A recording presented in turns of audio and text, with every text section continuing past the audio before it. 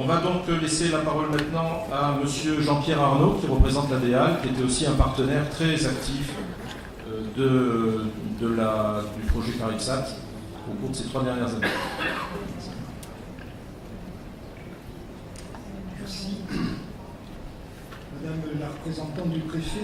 monsieur le président de l'Espace Sud, mesdames et messieurs les directeurs, mesdames et messieurs, je voudrais tout d'abord excuser Éric Le Grigeois, le directeur de l'environnement, de l'aménagement et du logement de la Martinique, qui est retenu ce matin par d'autres obligations, et malgré tout l'intérêt qu'il porte à ce programme CARIPSAT depuis son origine en 2009. Il m'a assuré qu'il essaierait de passer dans la journée pour vous saluer et vous rencontrer, et j'espère qu'il aura le temps de le faire. Je voudrais rappeler en effet que c'est au nom de la direction départementale de l'équipement, dont il était le directeur à l'époque, qu'il s'est engagé aux côtés de l'IRD et de ses partenaires, puisqu'il s'agissait alors pour la DDE, de collaborer à la mise au point d'un outil permettant de suivre l'évolution de l'urbanisation à la Martinique, problématique éminemment importante sur ce territoire et particulièrement sur l'espace sud, monsieur le Président l'a rappelé tout à l'heure, puisqu'elle élabore aujourd'hui un certain nombre de documents de cadrage qui vont l'amener à travailler sur ce dossier-là. Avec la création de la direction de l'environnement, de l'aménagement et du logement, l'ADEAL, en 2011,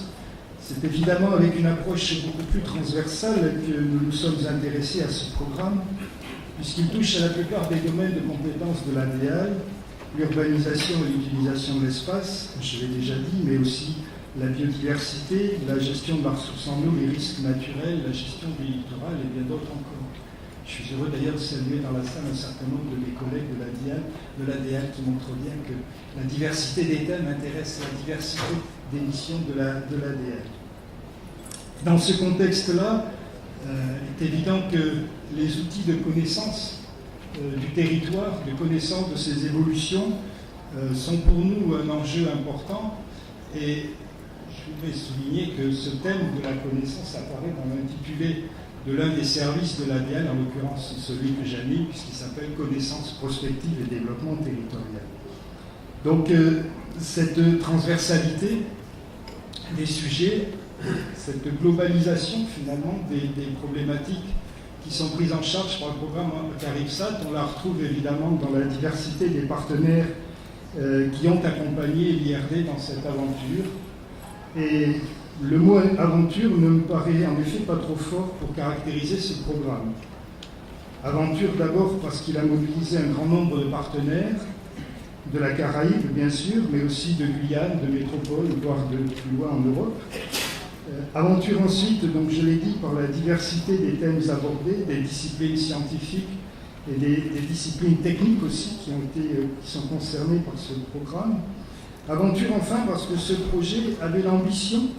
de faire travailler ensemble des chercheurs et des gestionnaires de l'espace au service des populations et de la gestion des territoires. Et je sais par expérience, et depuis quelques années, j'ai aussi quelques cheveux blancs, mais il y a longtemps que je m'intéresse à ces sujets-là, et je sais par expérience qu'il est souvent difficile de faire travailler les scientifiques et les gestionnaires des territoires. Mais en tout cas, je crois que cette thématique de la gestion des territoires et de la connaissance, c'est celle qui nous rassemble aujourd'hui,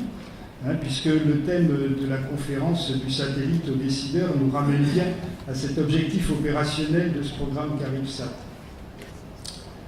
Dans une société qui cherche de plus en plus à prévoir, à se prémunir des conséquences de tous les événements naturels ou autres, mais aussi sur des territoires aussi contraints que les îles de la Caraïbe, comment en effet ne pas s'intéresser à ce que peut apporter l'imagerie satellitaire dans la connaissance des évolutions. Son caractère très récurrent,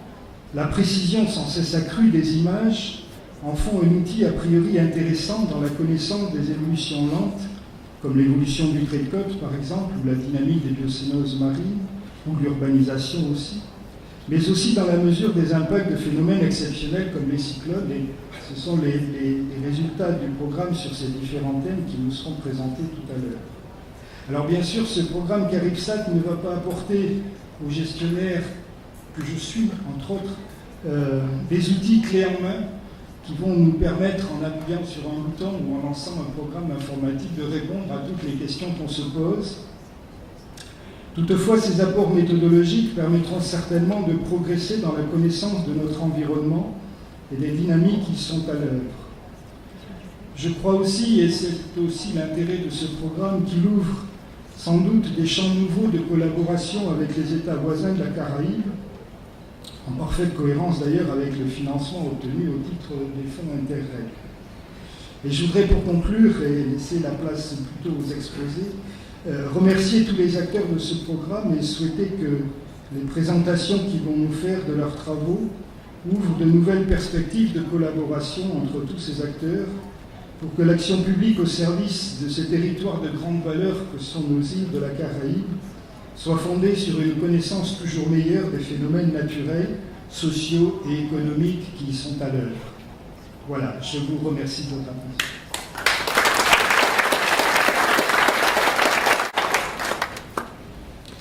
Merci. Effectivement, vous avez eu raison de souligner que l'importance de ce projet